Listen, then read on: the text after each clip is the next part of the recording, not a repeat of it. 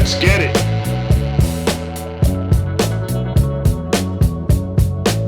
Before we got on the text chain for this gift exchange, we had learned that there were some very strong negative feelings towards us coming from some of the siblings. And we also learned that they were planning on having Christmas without us, without saying anything to us. It was very frustrating for me, and I felt really hurt and confused.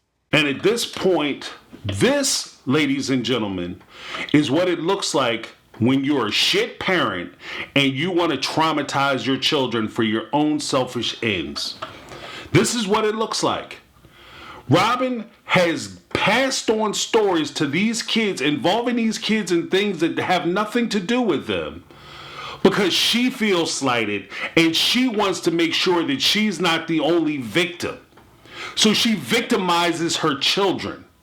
And she uses her children as pawns to push them forward so that way she can sit there and say, oh, I'm not a victim, no, because I'm strong and I'm here for my kids and I'm just defending my kids. No, you're not. No, you're not. You're not defending your kids if you're hurting your kids. You're not helping your kids if you're the one that's putting the weight on their shoulders. You wonder why this little girl got anxiety? No wonder. No wonder she's got issues and she's frazzled. How many times have you told her, brought people into her life and then told her that these people don't want her, don't like her, don't care about her? This is disgusting. This is disgusting. It's disgusting behavior. You got the other girl, I'm so confused. I found out before, because let's get this straight. When they started talking about it, what did they say? Oh, before we get into it, I got to do the whole YouTube thing. Give me the thumbs up if you like the video, if you enjoy the content. Subscribe to the channel. HBO special, baby. Let's fire that up. But let's get it. I just want to get into this because it's really got me feeling a certain kind of way. When you listen to them talk about it, what did they say? They said that before we got onto the text message chain, we had already heard. Before we got onto the text message chain, we had already heard that they don't want us, that they don't like us, that they were going to do Christmas in secret. Who do you think they heard that from?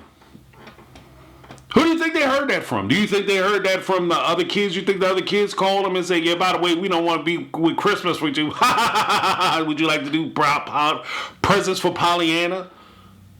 They heard that from Robyn and Kody.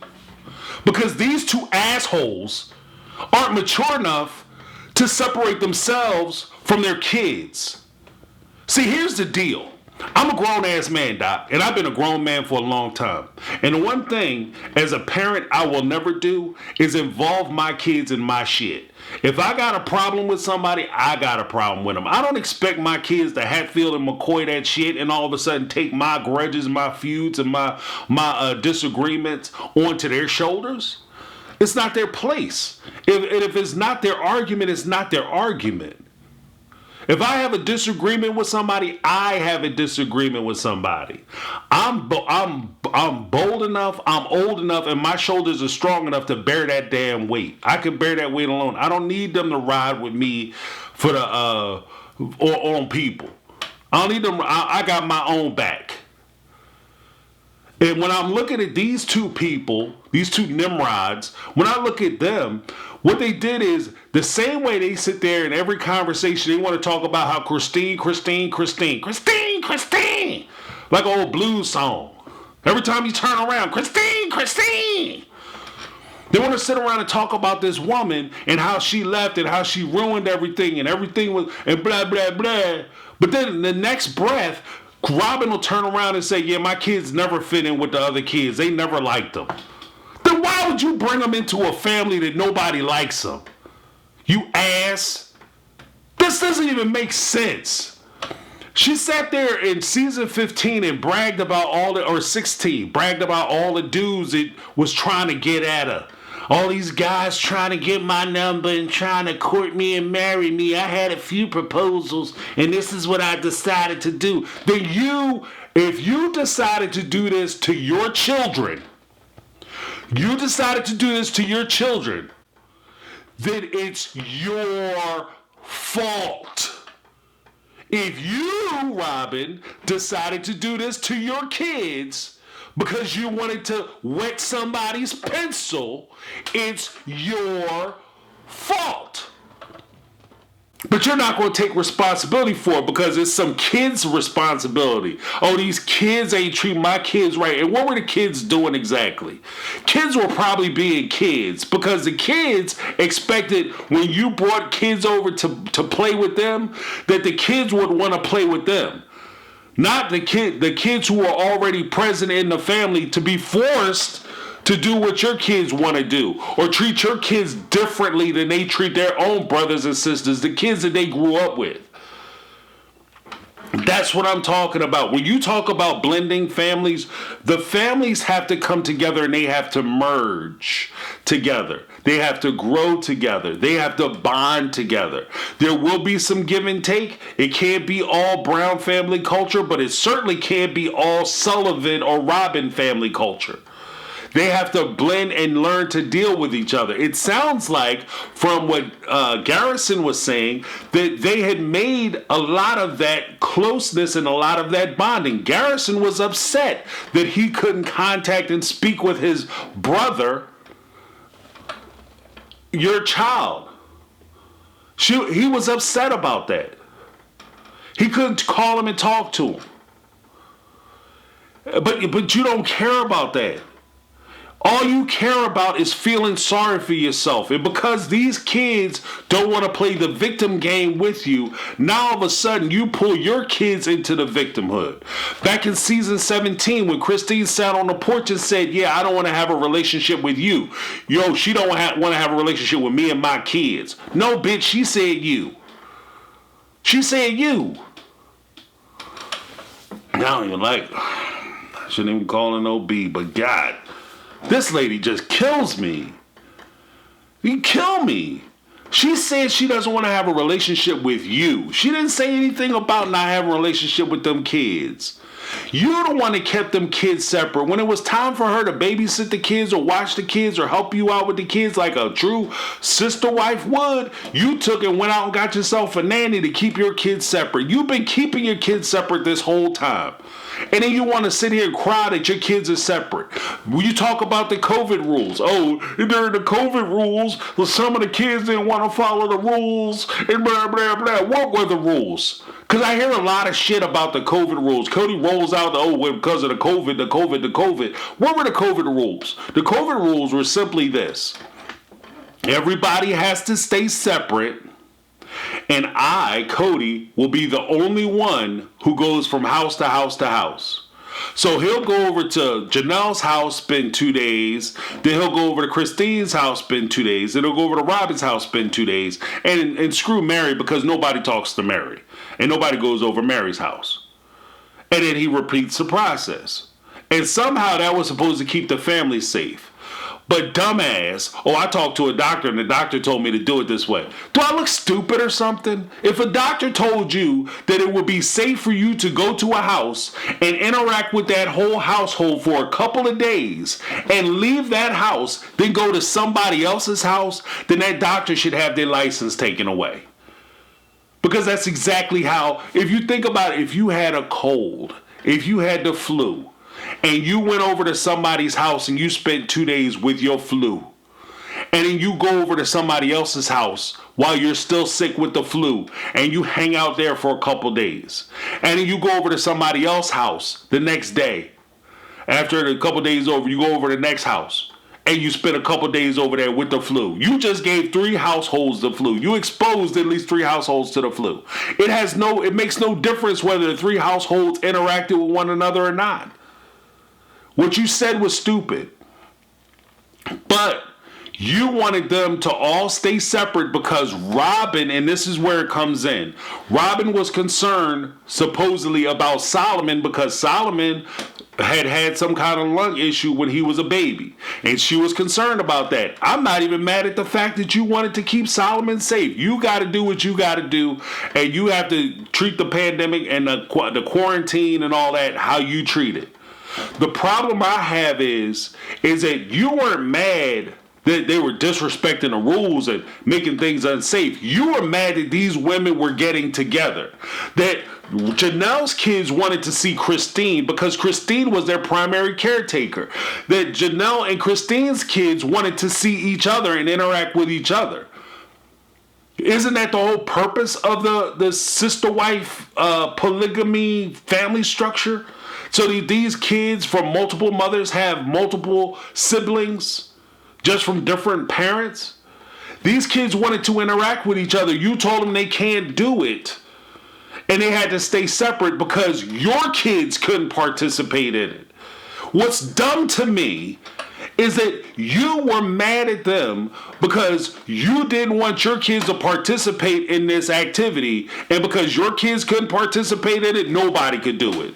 This is like going to an amusement park, and because I don't like getting on roller coasters, nobody can get on a roller coaster. They should close the roller coasters down because when I got on a roller coaster when I was 8 years old, I got sick. So therefore, nobody in the world should ever ride a roller coaster again because I don't like them. That's the Robyn mentality.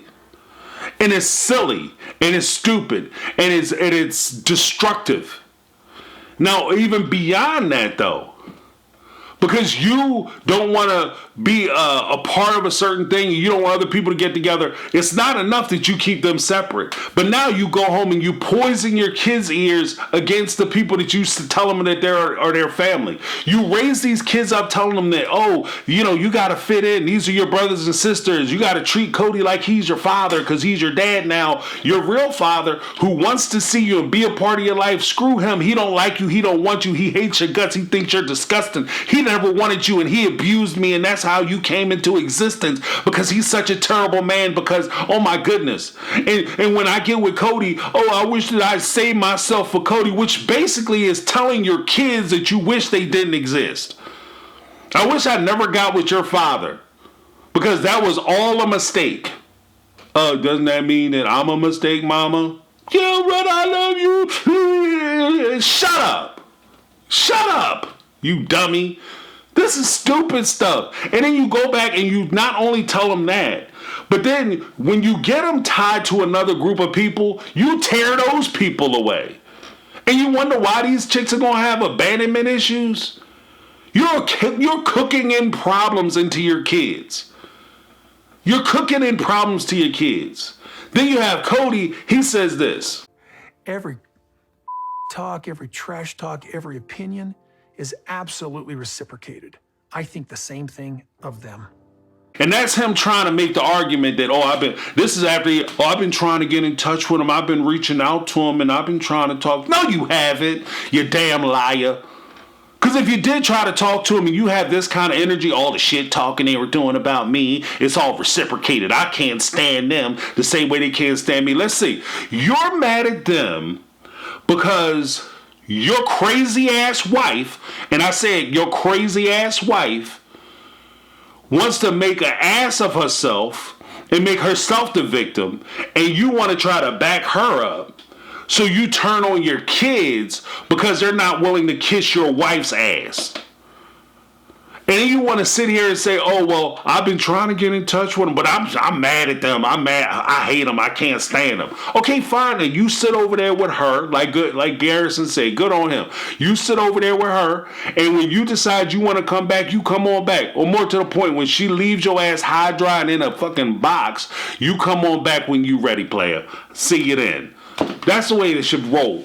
Because when push them down the shove, I know a lot of people get mad at Robyn, and I said this first half of this video was talking about her, but I say, and I mean this 100%, everything that happens in this family as far as the dysfunction is a main function of Kody's own insecurities, his immaturity, and his just general lack of character. The reason why Robyn is able to do everything that she's able to do is because that Kody not only supports it, he endorses it.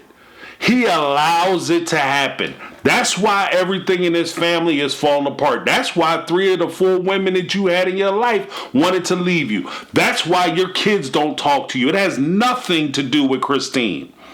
Because if you have a relationship with your kids, then your relationship with your kids will never be damaged by another person. You develop that relationship. But you're not trying. You're not trying to have that relationship. You kept your kids separate. You kept Robyn's kids separate from the rest of the kids. Then you're wondering why the kids don't all get along. And you sat there and allowed that to happen. If they wanted to be a part of the family, as soon as she started trying to keep them separate, look, babe, I understand what you're trying to say, but if they're going to be a part of the family, which is what I think you're trying to say, then they need to get in there and work it out with their brothers and sisters. There's a certain dynamic that happens between kids where kids will work out their own stuff. And you have to give them the freedom and ability to do that. You can't sit there and try to shepherd them through these relationships. If you try to shepherd a kid through a relationship and you protect your kid and they never learn how to deal with their brothers and sisters, how the hell they going to deal with strangers in the street? When you genuinely have people who don't give a damn about them. If they can't deal with people who are cool with them and people who are trying to have a relationship with them and they can't deal with the ups and downs, highs and lows of that relationship, how in the world are they going to deal with people who are only looking out for their own best interest? You are leaving your kids unprepared to deal with life. And that's what I see in this situation. And that's why I think that this whole thing is completely disgusting. I think that one of the things that just turns my screws when I watch this type of stuff, because you're damaging these children. You're damaging them. And whether you say, well, I don't care if they have a relationship with Gabe Garrison and Christine and Janelle's kids, okay, whatever's clever. But at the same time, you're stealing away their confidence. You're stealing away from their security. You're telling them that the people that they've grown close to and the people that they've developed relationships with genuinely don't care about them. That makes them second guess their opinions, and it makes them second guess their own intuition when it comes to dealing with other people. When you come in contact with somebody, you have to be able to trust yourself that you're able to make good decisions for yourself with the people who you choose to associate with. What Robyn is doing is she's taking these kids and she's telling them, you can't trust yourself. Because remember when you trusted the Brown family? Yeah, and how they betrayed you? Yeah, you can't trust yourself because you don't make good decisions. Because you trusted them and you see what they did to you. And that's why you should only trust me. And because you're so insecure, you're so immature, and you lack self-esteem and security, you're embedding that into your children. You're passing that along to your children. There was a thing that was said to me a long time ago, and I'd heard, and I've said it in a couple of videos here and there, but one of the things as a parent you have to do, you have to see things in yourself that you don't, there are things about you that you want to pass on to your kids. If you have a creative mindset, if you like to draw, if you have a certain talent, these are things that you hopefully could pass down to your kids. Work ethic. You want to pass down strong work ethic and strong character to your kids. But the same way you can pass down those positive things to your kids, you can also pass down negative attributes to your children. If you have insecurities, you have immature views on relationships, so on and so forth, then there's a very strong possibility, and unfortunately, it's more likely that you're going to pass those down to your kids before you pass any positive stuff down to your kids. Just the way it works. It's almost like Murphy's Law. Whatever can go wrong will go wrong. But in order for you to try to prevent that, and for you to ensure your own happiness, you should spend every day trying to take it down a little bit. I'm not saying that you're going to turn your life around all in one fell swoop in one day, in 1 hour. You go to a therapy session, you talk to a paid counselor, a licensed psychologist or whoever, and all of a sudden he gives you the keys to the kingdom and you turn your whole life around. What I am saying, though, is you spend an hour a day just trying to improve yourself and trying to get over that stuff. Learn to trust yourself. If you have trust or security issues, the easy way for you to do that is for you to learn to keep promises to yourself so you can learn to start trusting yourself. Something as simple as, every day I get up, I'm going to make a bed. I'm going to make my bed when I wake up. I'm going to make my bed. As simple as that. And you keep that promise to yourself every day.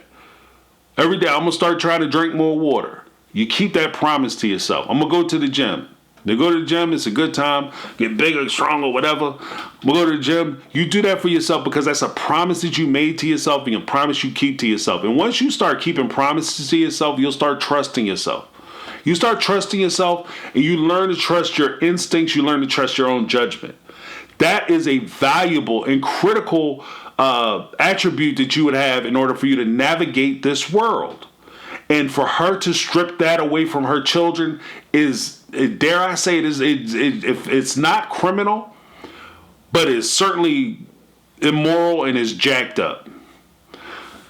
That's my take. I'm James. This has been My Take on Reality, and I'm out. 'Cause I've been living life right like I could just die any minute. Going for a ride down the side. PCA.